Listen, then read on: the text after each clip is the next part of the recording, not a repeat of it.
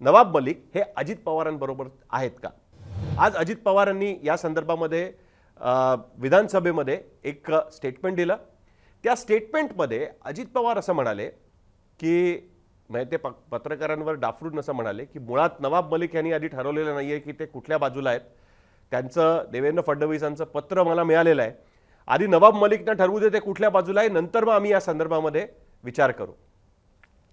त्यांच्या स्टेटमेंट पूर्वी थोड्याच वेळापूर्वी दिलीप वळसे पाटील राष्ट्रवादी काँग्रेसच्या अजित पवार गटाचे एक महत्त्वाचे नेते मंत्री यांनी एक स्टेटमेंट दिलं आणि त्या स्टेटमेंटमध्ये त्यांनी मान्य केलं की नवाब मलिक हे ट्रेजरी बेंचेसवर जाऊन बसलेले आहेत, म्हणजे सरकारी बाकांवरती जाऊन बसलेले आहेत। सरकारी बाजूला ते बसलेले असल्यामुळे ते आमच्या बरोबरच आहेत। जर असं असेल तर ते कुठल्या बाजूला आहेत हा प्रश्न उपस्थित राहत नाही, अशा पद्धतीचं त्यांचं स्टेटमेंट हे अजित पवारांच्या थोड्याच वेळापूर्वी देण्यात आलं होतं। दिलीप वळसे पाटील यांच्या स्टेटमेंटवरती ज्यावेळेस अजित पवारांना प्रतिप्रश्न केला गेला त्यावेळेस अजित पवार जे राष्ट्रवादी काँग्रेस पक्षाचे अध्यक्ष म्हणून त्यांची नेमणूक करण्यात आली आहे, आता ते गटाचे अध्यक्ष आहेत, पण त्यांचं म्हणणं आहे की मी राष्ट्रवादी काँग्रेस पक्षाचा अध्यक्ष आहे। त्यांनी असं त्याच्यावरती सांगितलं, म्हणजे अध्यक्षांनी दिलीप वळसे पाटलांच्या त्यांच्या सहकार्याच्या बोलण्यावरती असं स्टेटमेंट दिलं की प्रत्येकाला त्यांची मतं मांडण्याचा अधिकार आहे। ते काय बोललेत ह्याच्यावरती मला तुम्ही विचारू नका। मी सांगतोय की जोपर्यंत नवाब मलिक त्याबद्दल ठरवत नाहीत तोपर्यंत आम्ही काही ठरवणार नाही।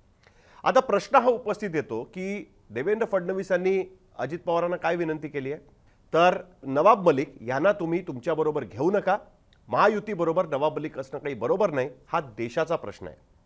आता याच्यामध्ये अजित पवारांची भूमिका देशाचा प्रश्न आहे म्हणून नवाब मलिक यांना आम्ही अजिबात बरोबर घेणार नाही अशी नाहीये, तर आधी नवाब मलिक यांनी ठरवावं की ते कुठल्या बाजूला आहेत। त्यांची भूमिका स्पष्ट झाल्यानंतर मग आम्ही या संदर्भात आमची भूमिका मांडू।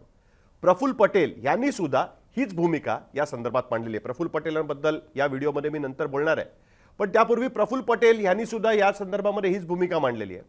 त्यामुळे मुळात हा प्रश्न निर्माण होतो की नवाब मलिक कोणाबरोबर आहेत ह्याच्यापेक्षा सुद्धा अजित पवार नवाब मलिक यांना बरोबर घेणार का, हा सगळ्यात महत्त्वाचा प्रश्न।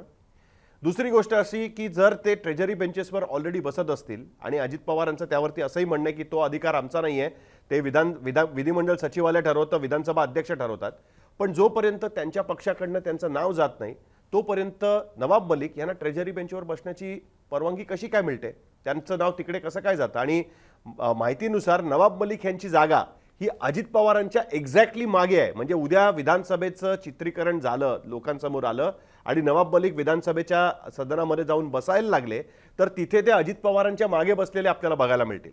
त्यामुळे प्रश्न उपस्थित राहतो की नवाब मलिक यांनी ही गोष्ट स्पष्ट करण्यापेक्षा अजित पवार स्वतःच ही गोष्ट स्पष्ट का नाही करत आहेत की काहीही झालं तरी नवाब मलिक यांना आम्ही बरोबर घेणार नाही। प्रश्न नंबर 2, नवाब मलिक कोणाबरोबर आहेत हे अजितदादा स्वतःच का नाही ठरवत आहेत? त्याचं कारण स्पष्ट आहे। त्याचं कारण ज्या पद्धतीने देवेंद्र फडणवीस यांनी ओपन लेटर लिहून अजित पवारांना कात्रीत पकडलेलं आहे, त्यामुळे अजित पवार यांची याबद्दलची कुठलीही भूमिका ही त्यांना प्रॉब्लेमॅटिक असू शकते।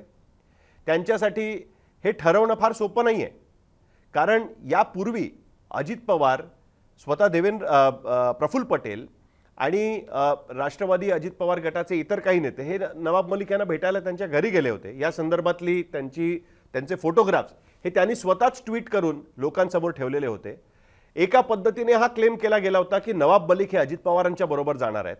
असं असताना आज हे ठरवताना त्यांना मुश्किल अशा करता होतंय की महायुतीमधल्या 2 इतर पक्षांनी इन्क्लुडिंग भारतीय जनता पार्टी, शिवसेना काय म्हणते याची पर्वा कदाचित अजित पवारांनी केली नसती, पण भारतीय जनता पार्टी आणि खास करून देवेंद्र फडणवीस ज्या वेळेस अशा पद्धतीचं पत्र लिहितात आणि ते नुसतं पत्र लिहित नाहीत तर ते पत्र पब्लिक फोरमवरती ट्विटरवरती ट्विट करून सांगतात, त्यावेळेस मात्र या बाबतीमध्ये स्पष्ट काही भूमिका घेणं हे अजित पवारांसाठी मुश्किल होत चाललेलं आहे।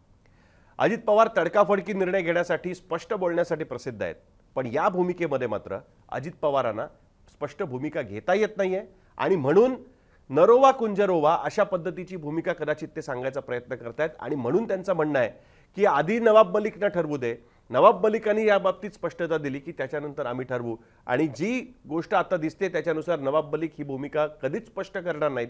विधानसभा निवडणुकांमध्ये नंबर वाढवायचे असतील तर नवाब मलिक यांना बरोबर घेणं हे अजित पवारांना क्रमप्राप्त असेल, पण आत्ताच्या परिस्थितीमध्ये नवाब मलिक या संदर्भात काही भूमिका घेतील याची शक्यता नाही। आणि म्हणून अजित पवार तोपर्यंत या संदर्भामध्ये स्पष्ट भूमिका मांडायचा प्रश्न येतच नाही.